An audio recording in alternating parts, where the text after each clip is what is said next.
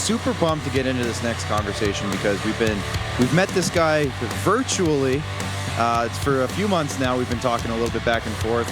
Obviously, we had a great contest a while back. But joining us tonight from Cowtown in the midst of a very busy NHL week and season. And not only that, but he's launching a very cool sports collectibles company at the same time. And he just had a kid not that long ago. From Wood Jerseys, Ryan Moir joins us tonight. Look at that backdrop. Oh, I'm super jealous. Ryan, How's it going, boys? Thanks for jumping in tonight. Hey, thanks for having me. Nice to finally talk to you guys. Yeah, absolutely. Felt like it's been just DMs forever. Exactly. No better way to break the ice than a full-fledged interview, right? Yeah, you might as well chat face to face.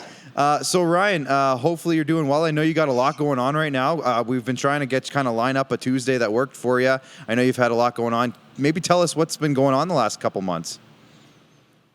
Seems like everything. Everything's been happening.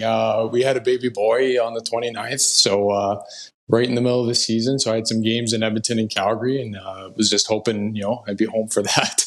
But it's been busy. Full up with hockey, working mostly with Sportsnet and TSN, covering a lot of Jets. That's mostly Flames and Oilers. So that's busy, and now we're just growing this new brand we launched not too long ago called Wood Jerseys. So it's everything's happening right now, as Bob Cole would say.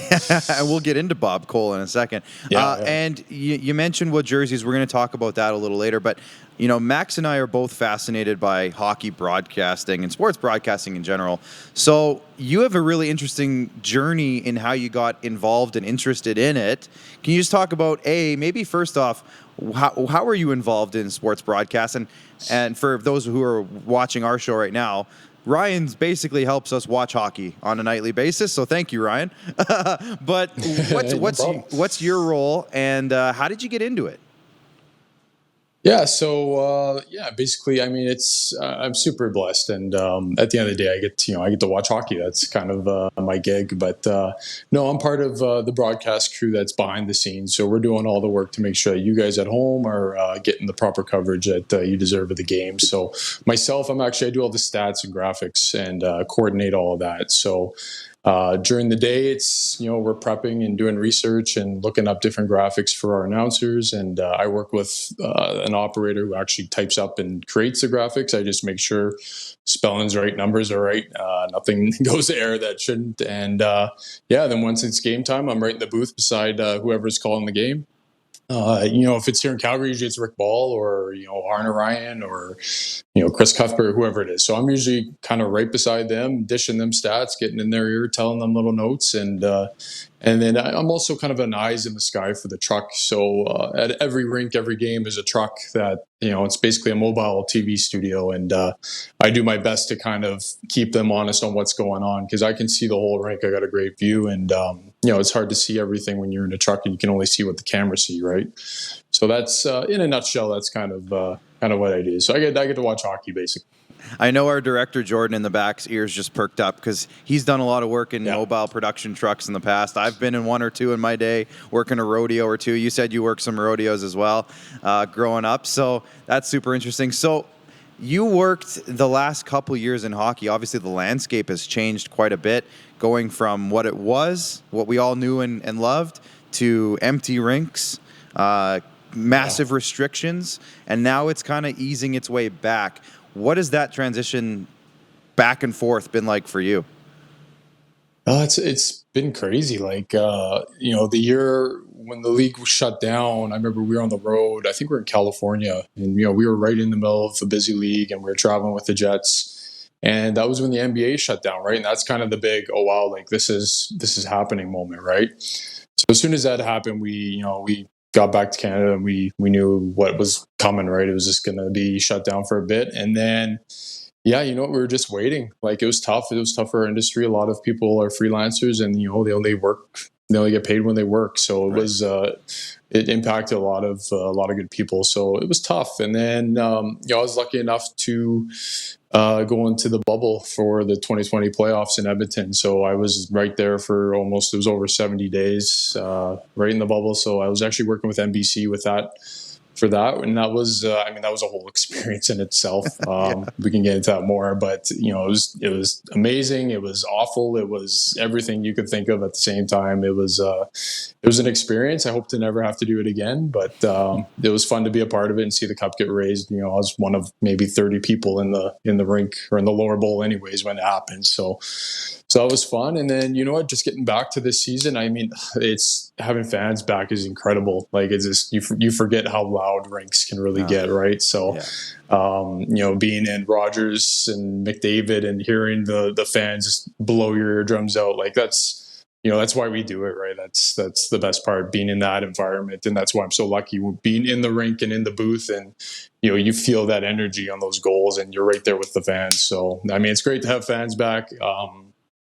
I hope it stays, and it's been good. I was lucky enough to go to the Saddle Dome a few weeks ago, and I got to see the Flames versus the Rangers in the 6-0 game, and just to hear, that goal was nuts. But just to hear the crowd on Adam Fox as much as they were every time he touched the puck, and the booing, and I was like, this is why we like this stuff. I miss going, living in Saskatchewan.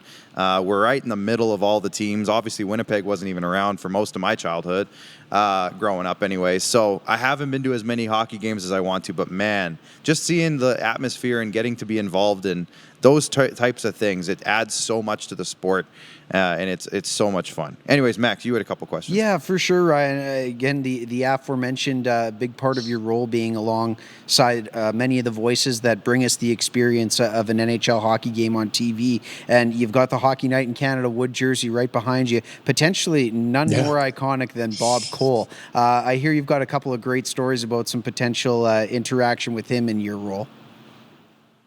Oh, he's incredible. Like, I got to work with him at the tail end of his career. And and actually, just to kind of bring it back a bit, how I got into this is my old man's been in the industry forever. So he did stats, and he was Bob's like right-hand man for 25 years plus. So he did like every cup final with him. So I got to know Bob along the way pretty well. And then once I started working, it was and I did my first few games with him. It was amazing. And he had a sense for the game, like you just wouldn't believe. Like he knew something was going to happen, and he could build it up properly. And it was just like, it was incredible. And there's been so many different examples of that. And when I've been beside him, and you could hear the tempo in his voice, and he just knew something was going to happen, or a shift in the game, and he would just nail the call. But so there's some funny ones, but there was one I'll never forget. We were in Montreal, intermission, and we're just kind of lounging around, killing some time. And they had the Zambonis going around. And then one of the mascots in the Zamboni, and this guy's got one of those T-shirt guns, and he's firing guns off into the crowd. And I just kind of had my eye on it and watching and noticing how like far these ones are going. Sure enough, points up, this guy looks up as far as one. This T-shirt goes ripping through the press box, misses Bob's head by like 2 inches. And it would have knocked him out. It was the craziest thing I've ever seen. Like, and he kind of saw it and just went, huh, and just continued on like nothing happened. It was unbelievable. Didn't even faze him. But that was a funny one. And it's just getting to know his nuances and what he wanted at certain times. And me and him got into a pretty good rhythm where I was kind of always a step ahead, and I would know what he would want before he even knew. So, something we do, we have headsets on, and I can actually communicate to him just through his headset, but I got to be super quiet because he doesn't like being loud. So, certain points in periods, he likes shots in the period, right? Like he has his routine like anyone else. So, there's just little things like that. And he had like incredible hearing. So he would be in the booth, he'd have his one side up, he'd be on the far side. And me and whoever the color analyst, we would be kind of on the other side of the booth. And if I was louder than this, you would hear a stomp on the bench from the other side from Bob because it was too loud, which I have no idea how he could hear it, but he could hear it. So, you had to work around it, but he's just amazing. So, and actually even more incredible. So this is what he used to call a game. So let's see if you guys can see. Oh yeah. So that's his little scorecard. That's his card. Unbelievable. Wow. And literally, he would write this during warm-ups, right before he would write numbers. That's all he needed, right, to call a game. Wow. So it was pretty incredible. And this is the last one. This was from his last Jets game he ever did. So this is gonna be hung up in the history mantle. Absolutely. Yeah, for sure. Icons are just built differently. They really are. My goodness. Well, I tell you what, Ryan, again, it just doesn't stop there with the fascination of all the cool things that encapsulate your career, and a big one that's going to hopefully be really prevalent again soon is the NHL returning to the Winter Olympics. I understand you had a chance to go to Sochi in 2014, and now the potential return to Beijing. Obviously, a little one at home now, but I can imagine that you're pretty excited about the prospect of heading overseas to cover what will easily be one of the most iconic Olympics of all time. Yeah, you know what? Sochi, it was actually my first Olympics I ever did, and it was such a blast. And I covered men's hockey too, which was amazing. I was right in the rink. We had a wicked spot. We were like 10 rows up center ice. So we saw every game. I remember the shootout, right, with TJ Oshie. That was one that comes to mind. But yeah, it was a blast, and it was just nothing like the Olympics. Like it's so big. It's such a big scale, and so many eyes on it. It's what everyone wants to play for, right? That's what you grew up, dreaming, playing for the flag on your chest. So, what, I'm excited. It's definitely going to be a different experience. It's going to be more of a bubble situation. So, it's not like you're going to get out and travel around and see, Beijing and whatnot. But I think it's just more knowing that you were there covering that and bringing that coverage back to the fans here in Canada so they could watch it. So I'm looking forward to it. I mean, it'll be tough. We actually have 3 kids. So I've got 2 girls that are 8 and 2, and then we just had our little boy. So that's the tough part now is leaving those guys. So, but the wife, she's got everything on wraps here. So she's amazing. Absolutely. The wives are always the unsung MVPs, right? The real MVPs are the ones, taking care of that stuff. Absolutely. I have a 9 and a 3-year-old myself, so I totally get both girls. I totally get the how the girls can take over a little bit too sometimes. But we got the boy. You got the boy. Yeah, so. You're slowly getting it balanced out. So let's talk wood jerseys now, because obviously this is such a cool story and it's such a cool company, and we love the product. I know we've told you this multiple times, but we love the product. So I see behind you there's actually one with a name and a number, so maybe we'll get into that soon too. But let's start at the beginning. Teaser. Well, it's a little teaser, yeah. Yeah, you're teasing me. Let's start at the beginning. Where did this idea come from, and I guess how did it get started? Because from where you started and where you are now, it's quite different. So how did you get it going? You know what? I wish it was my idea. I wish I could take credit for the inception of this, but I can't. It's my partner, Christopher Palancha. I call him Tiff. So he's the mastermind guru behind it all. This guy's he's the McDavid of design and creativity. He's unbelievable. So funny story. So we actually started a gym here in Calgary, January 2020, which was like the worst time you could ever start a gym. So that didn't last too long, but our partner in that, his brother ended up being Tiff. So it was kind of full circle. And we reached out. He was designing some logos for us. And then I remember he was kind of getting behind. He's like, "Oh, I'm so sorry. I've been working on this thing. What do you think?" And it was actually the Flames one. And these are one of our old prototypes. And it was first one he ever did. And he said, "Hey, what do you think of this?" And I saw it and I was like, "Oh my God, I got to come see this." As a hockey guy and a hockey fan, I knew there was something different, something special to it. And so the story is pretty cool. His girlfriend ended up buying him a keychain for his keys, and it was just a little jersey keychain. And he looked at it and he was like, "Oh, that'd be cool if I could make that bigger and out of wood." So that was basically he had a little shop in his garage, and he's got the design and woodworking background, and he kind of just played around and made one. And someone ended up seeing it and they were like, "Hey, can you make one for me?" And then that's, I think, when it clicked. And as soon as that started happening, and I think, he saw a few people reached out, that's when he reached out to us because he knew of my background with the NHL. And so, yeah, as soon as it happened pretty quick. So he came to us, and, within a few weeks, we reached out to the right people at the NHL. And basically we went through the rigorous procedures of getting licensing, which is a whole beast in itself. But we ended up pretty much, it was around January of last year, and we got to the NHL, and took about 5 months before we were fully licensed and given the green light. So been working away ever since. So you started with the Canadian teams, and obviously working out of the early setup,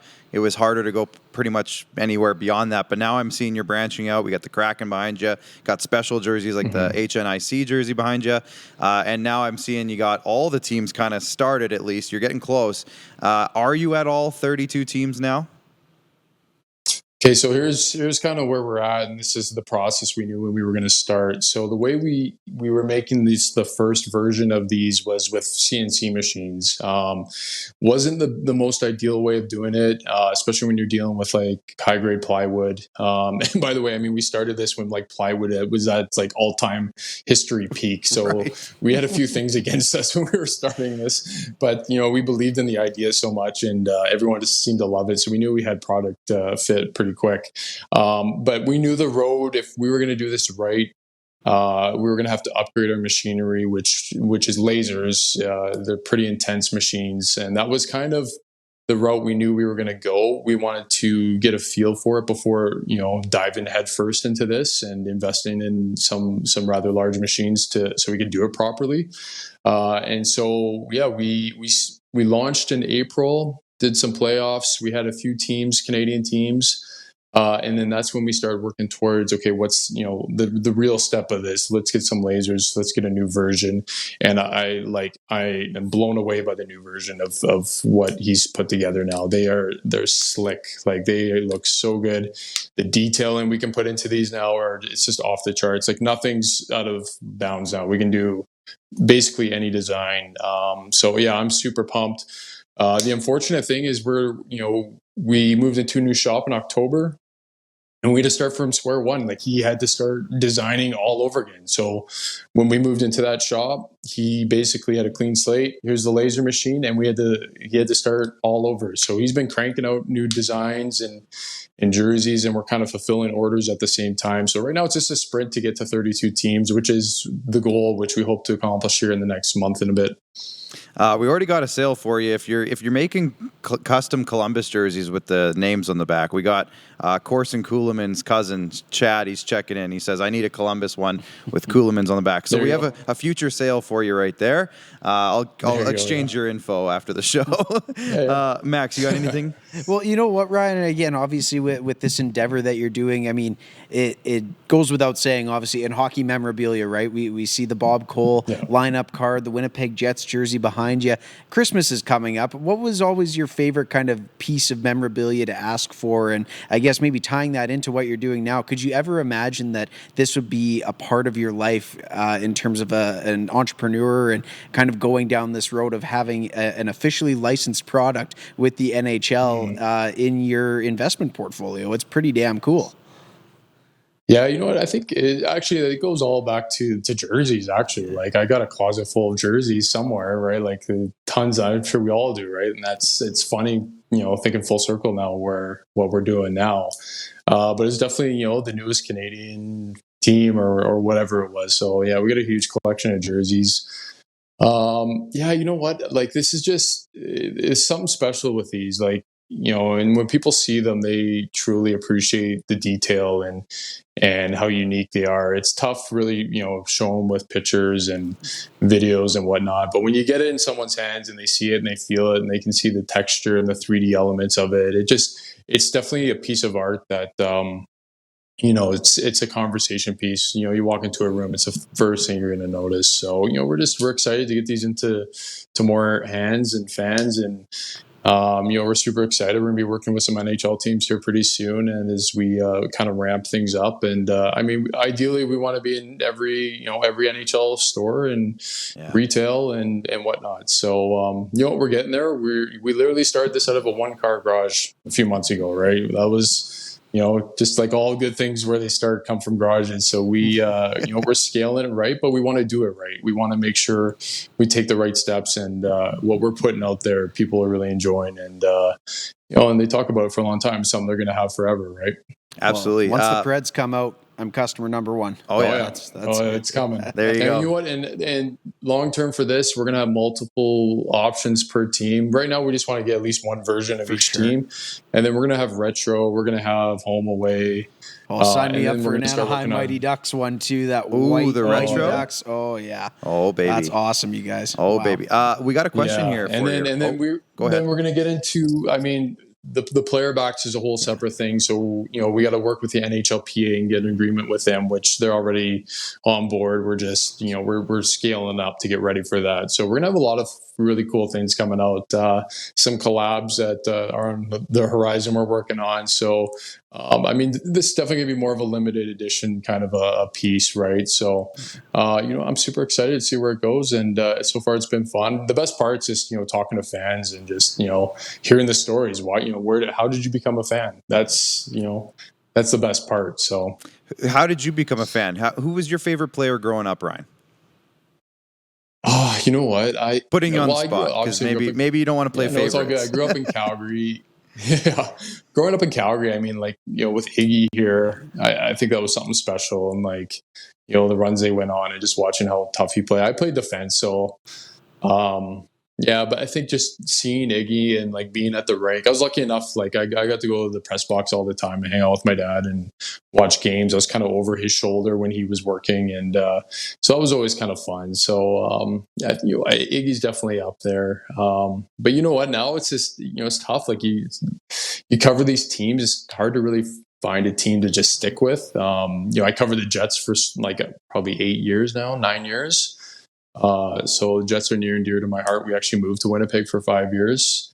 So that was awesome. And it's just, I love hockey, love watching it, love the fans. So it's just everything. I can't complain about it. Natural fit.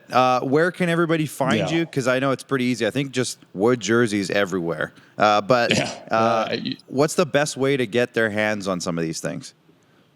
Yeah. So website's woodjerseys.com. We're pretty simple with the name, and it's stuck, and we pretty much own this SEO of it, which is awesome. For a while, Miles Wood, every time you googled Wood and Jersey, Miles Wood came up. It was driving me absolutely nuts. But we finally got that SEO, so it's going good. But we're on Instagram, Twitter, everything's Wood Jerseys handles. So we're gonna be pumping out some really cool content right now. It was so busy moving into a new shop and getting new designs out as quick as we could. And now with the Christmas rush, Black Friday was nuts. It was, I wish we would have had 32 teams available, but they're coming soon. And right now, my favorite thing is going to be kind of behind the scenes and bringing people along on our journey. I kind of want to share that and give people kind of the behind the scenes scoop on what we're doing. Because at the end of the day, we're just, we're normal guys. We're just fans, and we got something pretty cool. And I think we can really make something special of this. And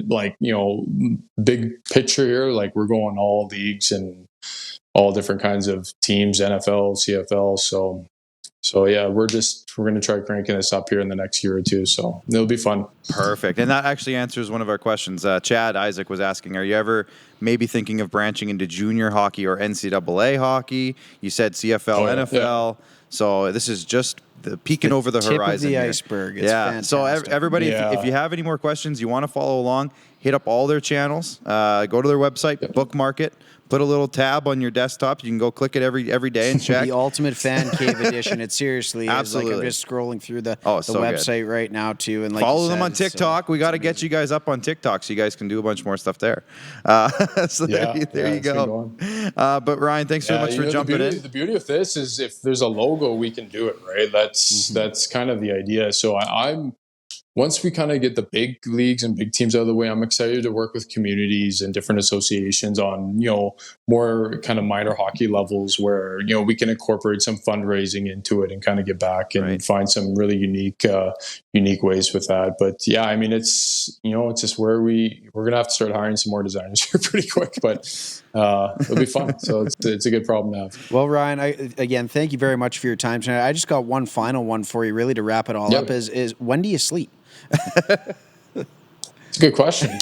It's on the plane usually. That's perfect. Perfect. Usually on the plane. I hear it's a long flight to Beijing, so all the best in the apparently upcoming. It's 2 days. I don't know. We'll see. That'll catch you up. Time changes quick, and stuff. Yeah. Who knows? Yeah. Hey, you know what? I mean, you guys, Clark, it's having 3 kids. It's basically, single mother taking care of 3 kids. That's like, you're not sleeping, right? So I'll never complain about being tired or working too hard or any of that. So absolutely. Well, Ryan, thanks so much. We're loving what you guys are doing over there. Keep crushing it, and we'll be following. And I hope a lot more of our viewers will also be following as well. And maybe we'll chat again in the new year. Yeah, this. I'm not sure what the rules are in Beijing, but I was going to say if I'm in there, we should figure something out. Give you a little behind the scenes of what's going on there, but I don't know what the China rules are with that or not. We'll see. Oh yeah, interesting. I'll have my people talk to your people. Absolutely. Yeah, and then they'll talk to their and people. just exactly. And one thing before, we're gonna fire up a special promo code for your listeners. So if you guys ever do go check out. There's a little spot for a promo code. Throw in Squad 15. Okay, Squad 15. Let's go. Give you $15 off. So we just ended our Black Sale Friday, so we don't want you guys to miss out on something good. Thanks a ton, Ryan. We will pump that right now. Yeah. All right, Ryan. We'll chat again soon. Have a good night. Okay, thanks, boys. All right. Take care, Appreciate Ryan. it. And that, of course, is Ryan Moir. Man, that was a fun chat. All around fantastic dude, man. Yes. Guys, busy as all hell, gives us the time, a little promo code for the viewers of the show. Promo code. Thank you very much, Ryan. Put that in the comments yeah, right man. now. Wow. And like just such a cool product.